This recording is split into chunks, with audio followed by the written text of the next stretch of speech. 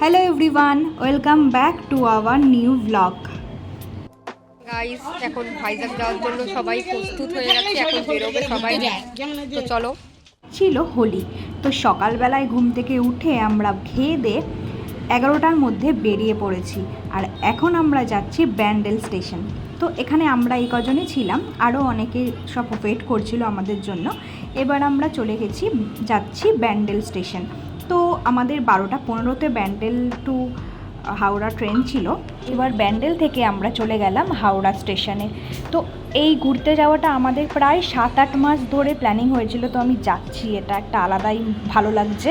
তো আমরা চলে গেছি হাওড়া স্টেশন।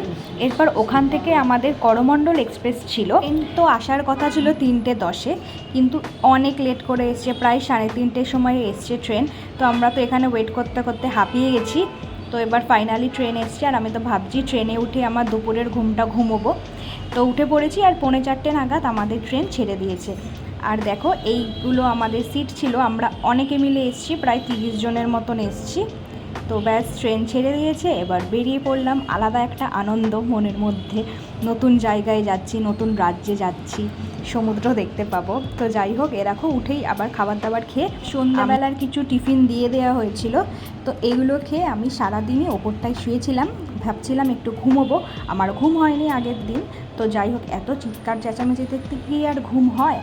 এটা হচ্ছে রাতের খাবার দাবার দিয়েছিল, কিন্তু আমি মুড়ি খেয়েছি। এবার 5:30 নাগাদ আমরা পৌঁছে গেছি বিশাখাপত্তনম স্টেশনে।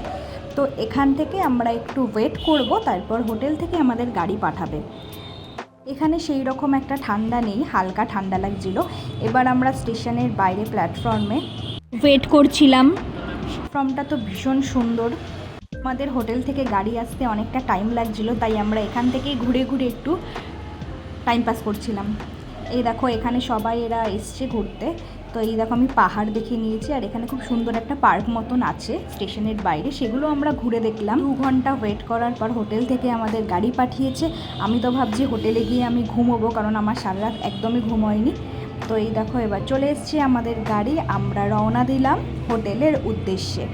তো হোটেলে এসে আমি ভালো করে 1 ঘন্টা ঘুমিয়ে নিয়েছি। তো চলো, বাকিটা তোমাদের সাথে পরে শেয়ার করছি। এই দেখো, আমাদের হোটেলে আমরা চলে এসেছি, আর এটা হচ্ছে আমাদের রুম।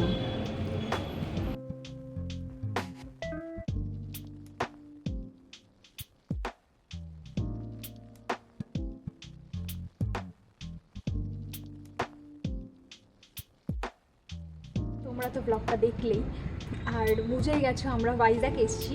তো আজকে হচ্ছে ডে 1, কিন্তু আজকে আমাদের সেরকম কোনো প্ল্যানিং নেই, কারণ আজকে আমাদের সবাইকে একটু রেস্ট নিতে হবে। আর কালকে ট্রেনে আমার ভীষণ শরীর আর কালকে ট্রেনে করে আসার সময় আমার শরীরটা খুব খারাপ হয়ে যায়। আমি জানি না কেন, প্রচণ্ড মাথা ব্যথা করছিল, আমি সারা রাত একদমই ঘুমোতে পারিনি। তো এখন মোটামুটি ঠিকঠাক আছি।